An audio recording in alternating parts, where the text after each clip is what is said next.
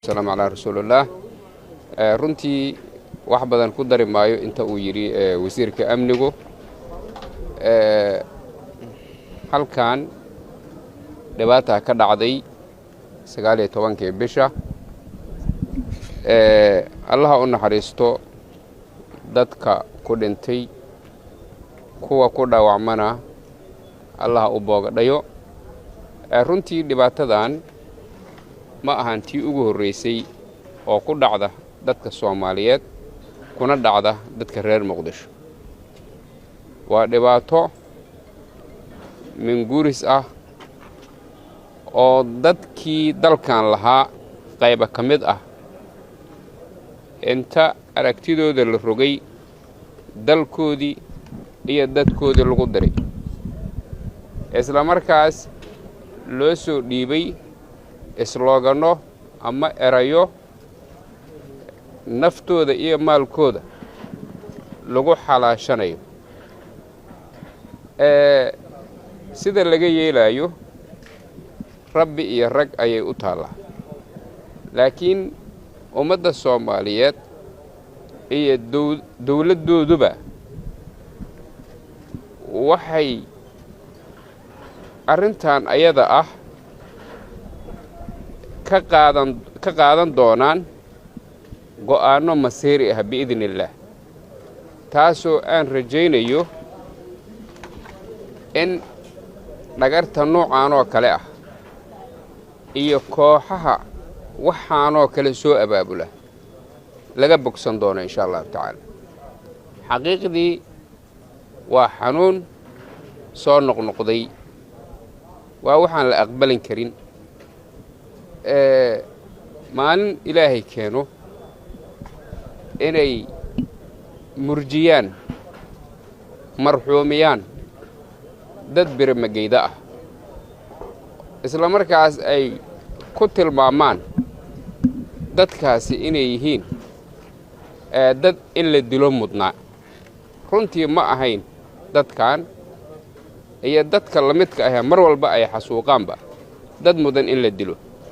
waa dad mudan in la daryeelo, waa dad mudan inay amni helaan, waa dad mudan inay dalkooda nabad ku joogaan, waa dad mudan inay dalkooda iyo dadnimadooda ay horumariyaan. middaas ayayna u halgamayaan. hase yeeshee kuwo waxay yimid damiir laawayaal ah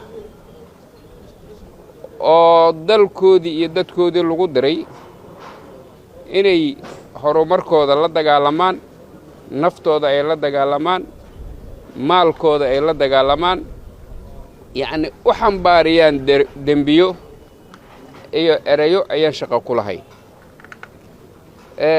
ilaahay subxaanahu wa tacaala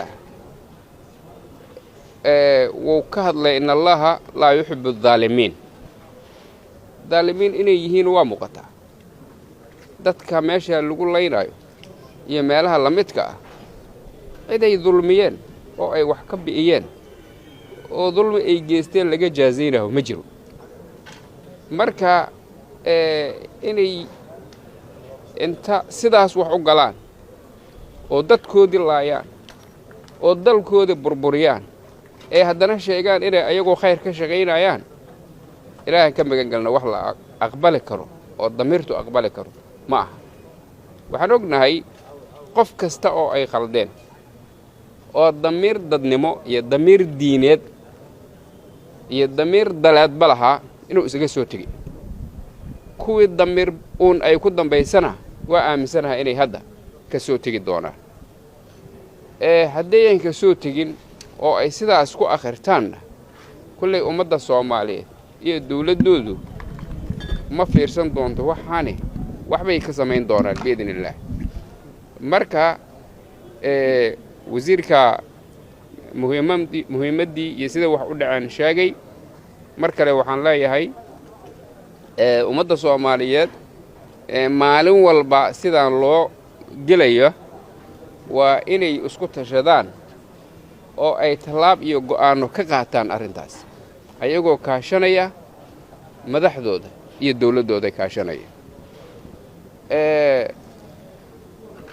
allaha u naxariisto inta ku dhimatay midkaan iyo kuwii ka horreeyaba shartoodana ummadda allaha ka qabto ilaahay subxaanahu wa tacaalaa waxaan uga baryayaa inuu u boogadhayo kuwii ku dhaawacmay haddii ay ahaan lahaayeen shacab aan waxba galabsan iyo haddii ay ahaan lahaayeen ciidamadii u soo gurmaday inay badbaadiyaan runtiina badbaadiyey qaybo badan oo shacabkii halkan ku sugnaa ka mid ah wabilaahi tawfiiq wasalaamu calaykum waraxmatullahi wabarakaatu